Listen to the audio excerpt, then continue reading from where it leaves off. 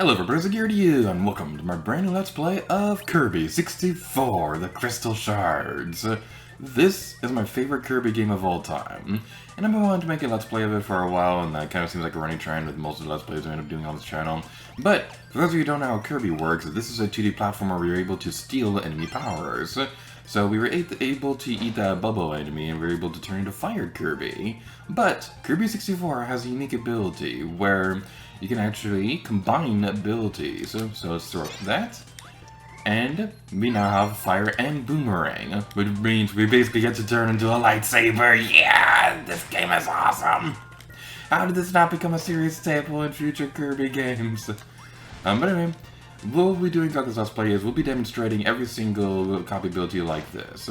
So it may take a while to get some of them, and we likely won't get them all in the first playthrough of this game, but I will try my best to keep track of all of them that we do come across. So, yeah, just throw away the ability, because we're actually going to need something else for a later ability in the game. Let's demonstrate what the Boomerang is like on its own. But, let's pick up the Crystal Shard. That's going to be the primary collectible of this game. Think of it like a Comet Medal or something like that from the Super Mario games, or if you will, or something like that. I don't know what they're called nowadays. It's like they always change. I didn't want to do that. I wanted to combine the thing to get 2 boomerangs. You will. I believe the enemy's name was Sir Kibble, so that's something that's pretty interesting. I totally remember that off the top of my head, and I totally don't have notes next to me because I can never remember Kirby enemy names. That is just an illusion. It is not true. It is a truth fact that I know everything about Kirby. So Kirby is a series that I've wanted to cover on the channel for a long time. But the thing with Kirby is that it's also something that I've been kind of intimidated to try and do, because they may seem like perfectly simple games, but Kirby honestly has some really deep lore. Oh my goodness, that is so cool! I totally forgot about this one. So, combining Spike and Boomerang basically turns into this giant jaw-like monster, and it's super cool. There's one we haven't seen yet that we're definitely going to need for one of the Crystal Shards across our adventure. So hopefully we'll be able to come across it pretty soon. But another big... Oh, there it is over there. I feel very scatterbrained right now, I apologize for that. With this, we can now blow up everything in sight, and it's going to be super epic. It's going to be as epic as Mickey. So, the reason why I want to have a bomb is that we can blow up that boulder right there and collect the Crystal Shard.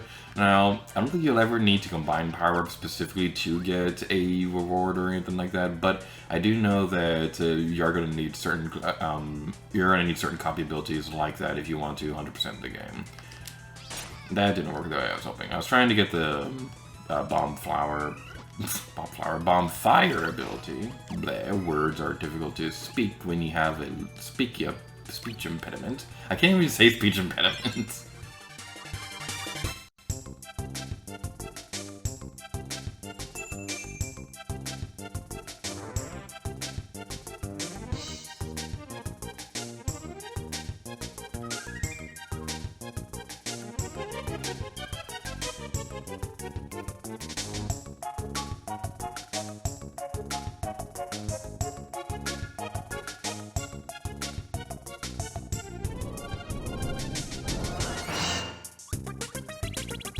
Now we're going to be facing Waddle Doo. Waddle Dee, Waddle Doo, Waddle will fall all over you. So this is not very that difficult of a boss or anything like that. If you don't have a copy ability, then you can eat the stars that Waddle Doo will drop when he runs into a wall. But if you do have a copy ability like I do, you can just continuously blow through bombs at his face and destroy him in cold blood. Kirby 64 is M-rated.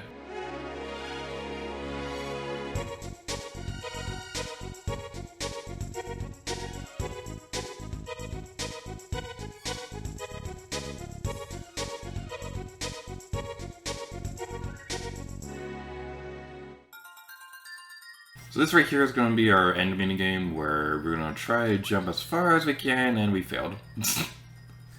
So, it doesn't really explain too well how that minigame works, but basically, Kirby will slowly lose stamina for how far he can jump, depending on how long you wait. So, you gotta be kind of quick on your feet. I honestly don't really care that much for that particular minigame. I think there's a lot more fun ones later in the game, or later in the Kirby series.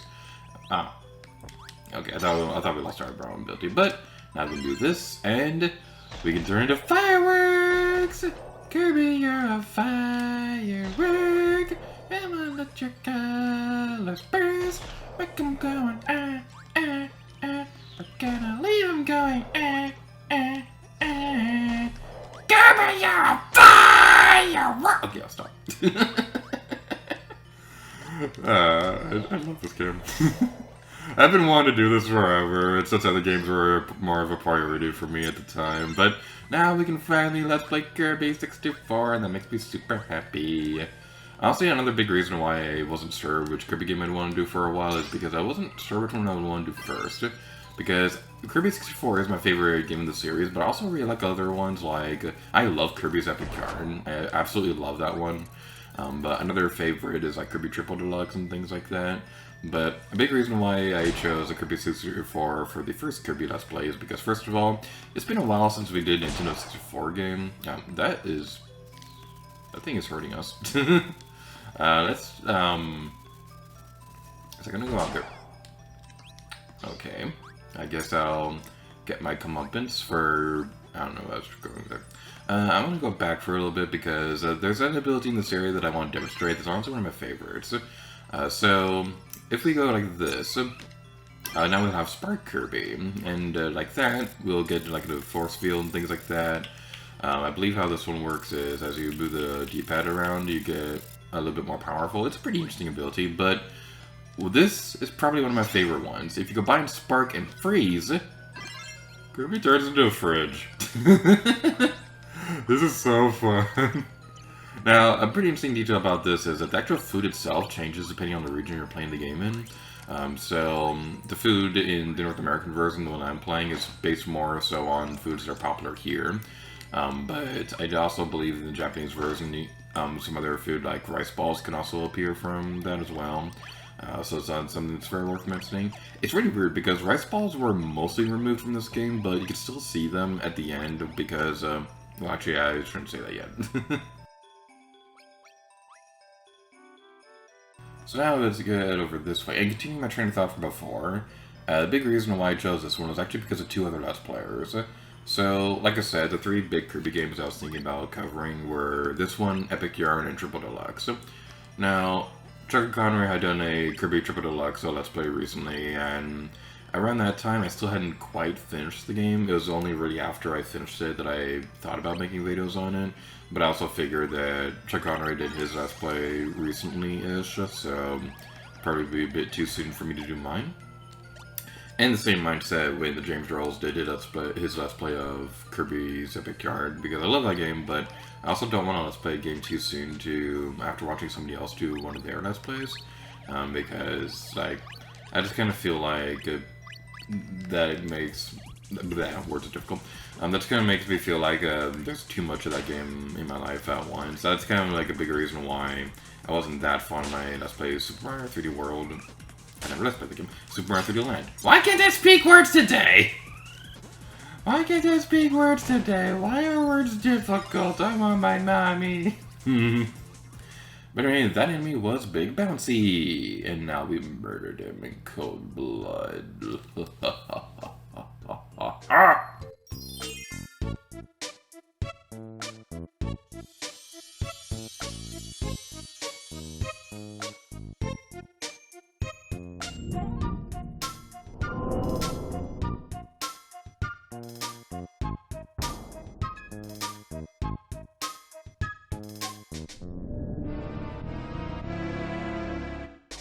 And now it's time for our next boss fight, Adeline. Alright, so something interesting about this stage that I didn't really go over yet is that this actually contains every base copy ability in Kirby 64. So if you ever want to mix match your copy abilities, this is a great place to replay levels and things like that.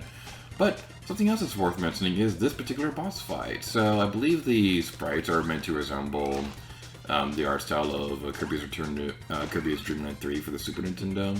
And I believe the boss fight system itself also kind of mimics one of the bosses from the game as well.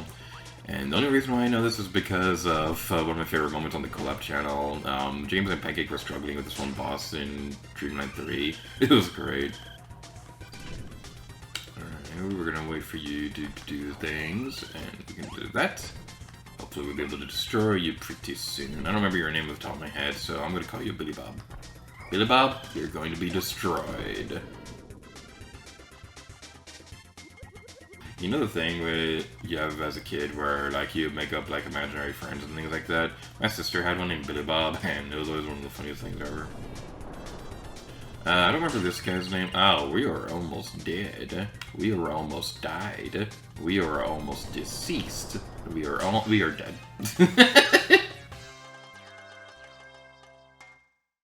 So back to where we were a moment ago. One thing I'd like to mention in this video is that if you want to try playing this game for yourself nowadays, the easiest way to do so would be on the Wii U Virtual Console and pretty soon the Nintendo 64 Online.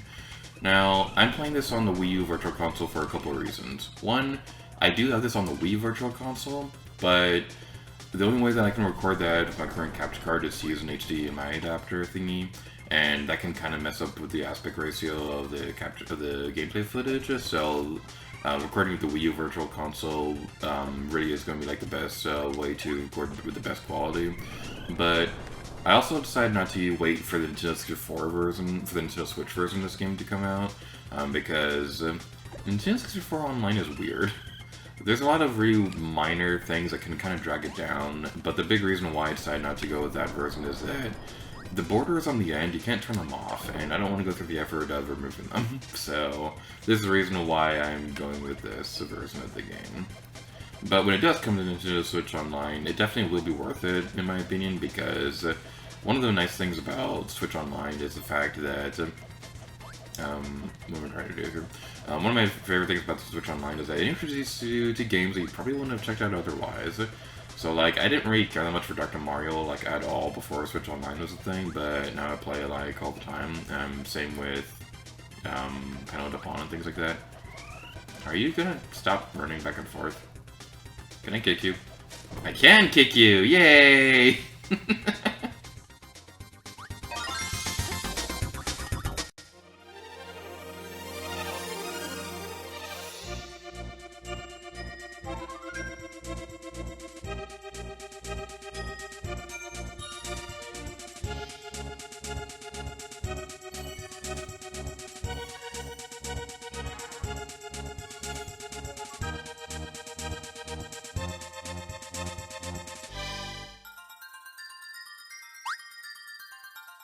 I think I might be doing this wrong, because I also remember Kirby jumping further if you wait like one cycle and his arms wave back and forth or something. I don't know.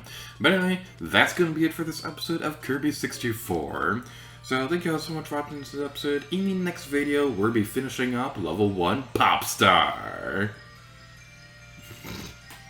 Saying that made me think of that one song from Rhythm Heaven, where it's like, hey now, here is my song for you. Yeah, that's right. I wish that I was yours, but I'm too shy, I suppose. Yeah! So, thank you for watching this episode of Kirby 64, and next time, need gear to you. Oh, yeah.